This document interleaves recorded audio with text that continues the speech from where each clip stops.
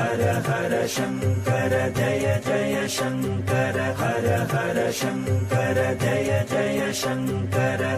ஒரு பெண் தினமும் கோவிலுக்கு செல்வாள். ஒரு நாள் அந்த பெண் பூசாரி கிட்ட சொன்னாள், இனிமேல் நான் கோவிலுக்கு வரமாட்டேன்.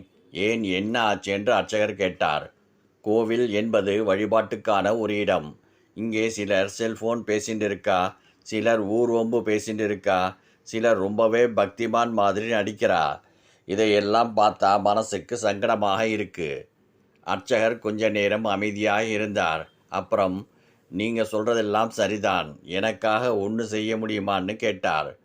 சொல்லுங்க சாமி, கண்டிப்பாக செய்கிறேன். ஒரு கண்ணாடி டம்ளர் முழுக்க தண்ணீர் எடுத்துக்கொண்டு சொட்டு தண்ணி கூட கீழே சிந்தாமல் கோவிலை 3 முறை பிரதட்சணம் பண்ணிட்டு கொண்டு வந்து கொடுக்கணும்னு சொன்னார். அந்த பெண்ணும் அர்ச்சகர் சொன்ன மாதிரியே செஞ்சா. அதன் பிறகு கோவிலில் அர்ச்சகர் அந்த பெண்ணிடம், கையில் கண்ணாடி குழுவையில் தண்ணீர் எடுத்துட்டு வலம் வரச்சே யாராவது செல்ஃபோன் பேசுகிறதை பார்த்தியா? கோவிலில் யாராவது பாசாங்கு பண்ணுறதையும் ஊர்வம்பு பேசுகிறதையும் பார்த்தியா? இல்லை, நான் எதையும் பார்க்கலை. தண்ணி சிந்தாமல் பிரதட்சணம் பண்ணணுங்கிற எண்ணம் மட்டும்தான் இருந்தது. அந்த மாதிரி தாம்மா, கோவிலுக்கு வந்தால் நாம் கடவுளுக்குத்தான் முக்கியத்துவம் கொடுக்கணும். நம்ம எண்ணம் கடவுள்கிட்டே வந்துடுத்துனா ஊர்வம்பு பேசுறது, செல்ஃபோன் பேசுகிறவாக்கிட்ட எல்லாம் நம்ம கவனம் போகாது. இதை மனசில் வச்சுக்கோ.